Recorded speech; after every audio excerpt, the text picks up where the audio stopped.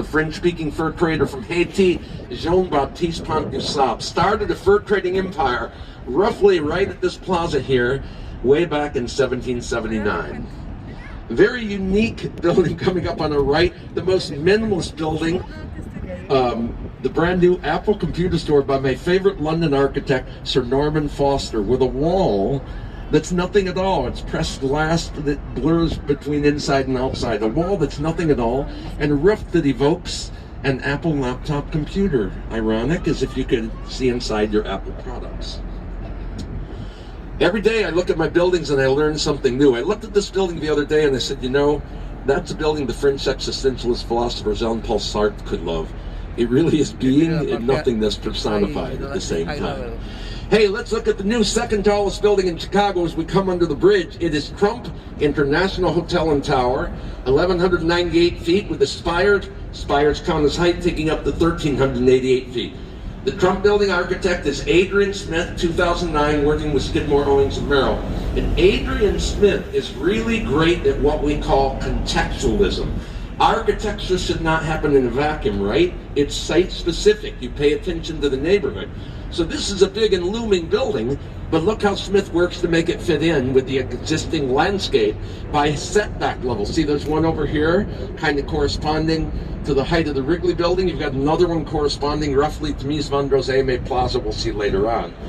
And the silver blue glass is a nice color choice as well because it's a little bit darker than the white terracotta tiles in the Wrigley building, the Italian monastery, the Certosa de Pavia, but built here for the diamond trade.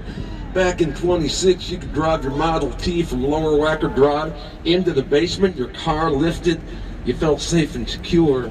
Security was a big thing. This was prohibition. Alcohol was illegal, but I tell you a secret, Chicago's never been dry. You could find a drink at an illegal tavern called a speakeasy, and rumor has it there was one below the dome. Now here's the weird thing.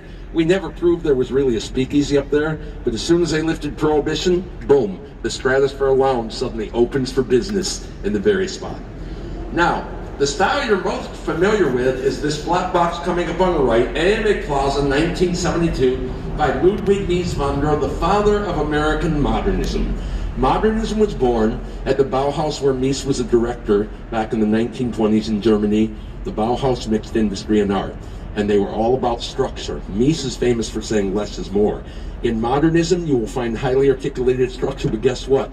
No decoration is allowed whatsoever.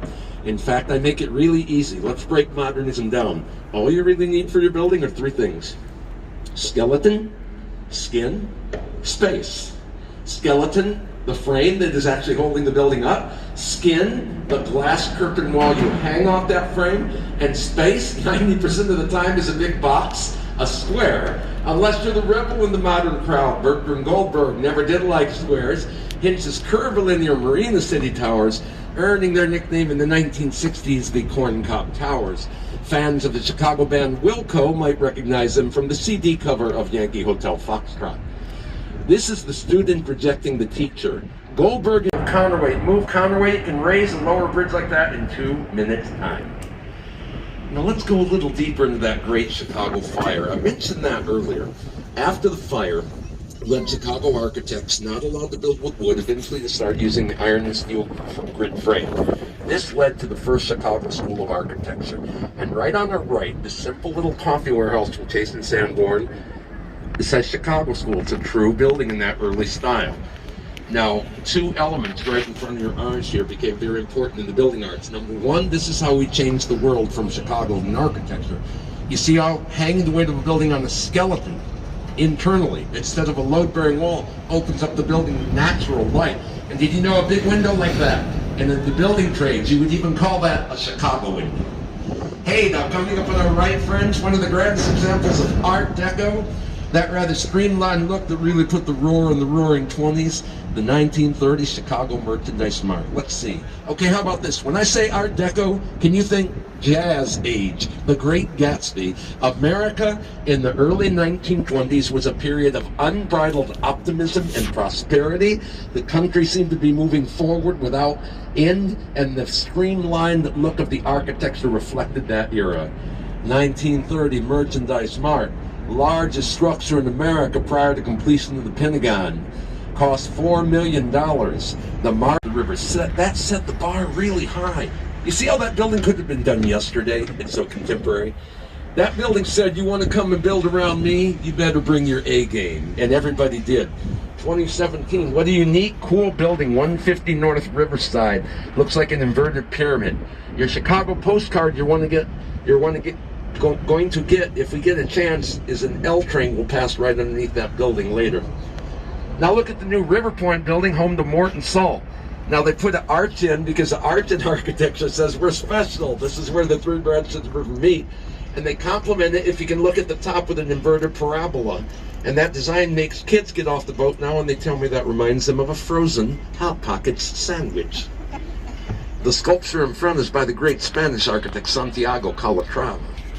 And now on the right, it's high time living downtown with residential Wolf Point West and East. Now, to understand what's going on in Chicago today, I got to give props to San Antonio, Texas, as a matter of fact. San Antonio was doing their riverwalk in the 1980s, and we actually paid attention. And we said, that's what our architect Daniel Burnham wanted. We have this great river. We should turn it into a second lakefront. Look what they're doing in San Antonio. Hence, we began the Urban Waterways Design Project in 1990. So what you're seeing with all this new stuff on the river today, like they say in the movies, it's been years in the making. Oh, Wolf Point West and East. There's going to be a Wolf Point South, and it already has a name for my California friends. Wolf Point South is being called Salesforce. Yep, after that company that just did the tallest building in the Bay Area. I mentioned the Bastille Bridges. Here's a great example of a single-leaf Bastille Bridge on the right. The old Chicago Galena Union Railroad. This was the Carroll Avenue Bridge, so you can see the counterweight that you would move. This one is fixed in place. It's urban art. You know, I think we keep it around to scare the people. Living over here at Fulton House on our left, Harry Weiss, 1981. This 1898 building was refrigerated warehouse for 70 years. You know, before Harry Weiss could punch all those windows through 3-foot thick masonry walls, turn it into condos, he had to defrost it like your freezer for 3 whole months. And then in 1988, inspired by a single tree on the riverbank of the Danube River in Amsterdam, Harry Weiss does what after 20 years are still my favorite 4 townhomes in Chicagoland. They're called the River Cottages. Now, if I lived here, I don't think I'd ever leave. Somebody did. They sold number 3 2 years ago for $2.25.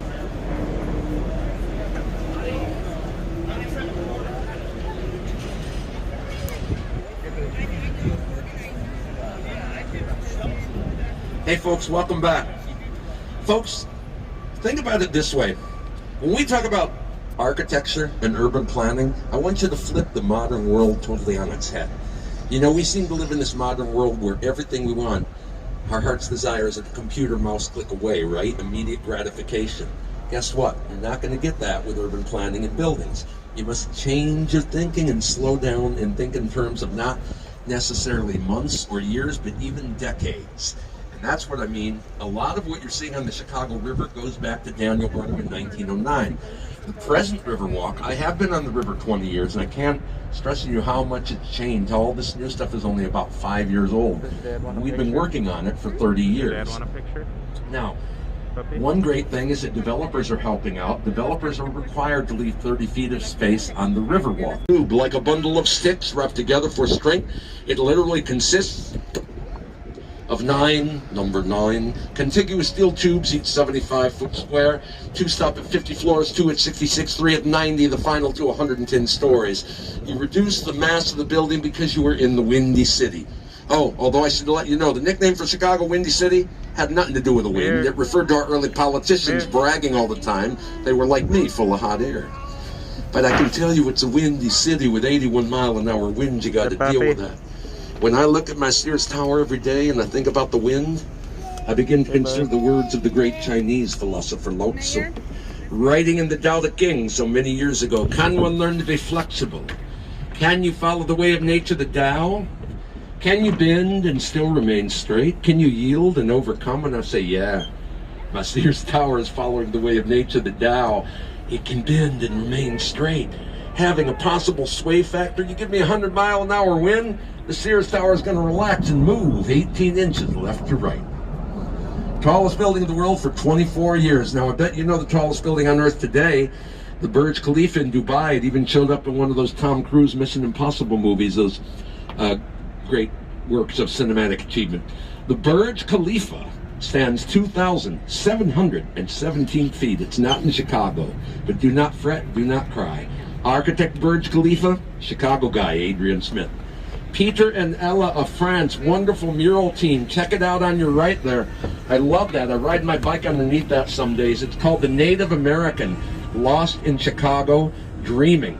Now look how that incorporates the neighborhood. Look at the gaze on the mural. Where's it going? A straight line to the statue of Ceres, the Roman goddess of grain, where we get the word cereal from in English. Perched atop the Art Deco Chicago Board of Trade, 1930.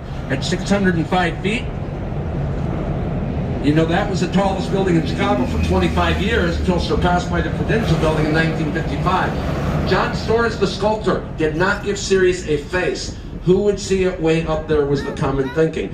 But actually, in Art Deco, you don't do faces. And I bet you know this, even if you don't know that you know this, because what's a really famous Art Deco statue we used to make for Hollywood right here in Chicago? The Oscar, the Academy Award, no face. Now let's go right to the Pink Tower in front of the Sears Tower, clad in Texas pink granite, 311 South Wacker, Cone, Pedersen, and Fox, 1990. 961 feet, that was the tallest concrete reinforced structure in the world when first built. It's been described as castellated Gothic. Looks like the turret of an ancient Gothic castle, but check out that crown. That's a 10-story high drum of glass filled with fluorescent and now LED lights. Still, when you see that building from a slight distance after dark, and you see it's illuminated against the dark and wondrous Chicago American night, you may hear Chicagoans often calling it the White Castle, a nickname it earned because it makes us long for Sliders White Castle hamburgers. The stomach remembers. That's a famous Midwestern restaurant for the uninitiated with a neo-Gothic facade. Hey, I just compared this building to a hamburger joint. I assure you, I don't make a silly tour guide joke here. I verify my information. And in 2009, a White Castle restaurant executive from Columbus, Ohio, took my tour. It turns out the White Castle restaurant and this building, for inspiration, they both modeled themselves to look like your water tower, the building that escaped the fire, which you're going to find after the tour. Gaze at the sheer west side of the Sears Tower, my friends, now, and can you imagine you are French? Your name Alain Robert, but the whole world calls you French Spider-Man. Alain Robert is a French daredevil, the building climber. 21 years ago, August 1999, t-shirts, sweatpants, no climbing equipment. He scaled the entire Sears Tower. 2.5 hours. Then he goes and he climbs the Golden Gate Bridge in San Francisco. He stops at home for the Eiffel Tower. And then the Jelly Jar, the top of the mountain. With their permission, he climbs the Burj Khalifa of Dubai. Will you humor me for a second? Can we take a philosophical interlude? I would ask you to consider just for a moment the mind of building climber Alain Robert, how he must look at the universe. Because when we break it down to its simplest definition, what is architecture? It is the way that we interact with and define the space we live in. You or I look at the building, the Sears Willis Tower, what do we say? Maybe beauty, we like the design, maybe function, the uses we put it to. Our daredevil friend Alain Robert sneaks up behind us, he gazes up and he says, aha, the only thing I literally can see is a new obstacle to help me overcome my greatest fear in life. What is the daredevil who's climbed every tall building in the world afraid of? He's afraid of heights. He says that's why he's climbing for 40 years. He's still trying to get over the fear of heights. It may be time for a new therapy. By the way, in 2009, London-based insurance company, the Willis Group, took over 3 floors of the building. Officially, it is the Willis Tower, but out in the neighborhoods, being old school, we tend to pronounce the word Willis Sears. That's just how we say it. Hey, look at the sky deck. Who's going to go to the sky deck? They reopened it now. It's only open on the weekends. It's the little glass box with a glass floor, 1,353 feet straight down. Look through the glass.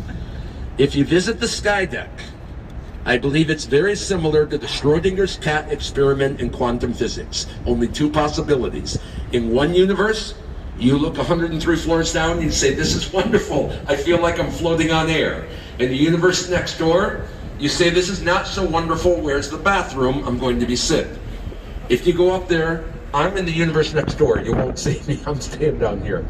I read a great review of the Sky Deck recently by a young mother. She took her toddlers, 5 and 3 years old, up the Sky Deck.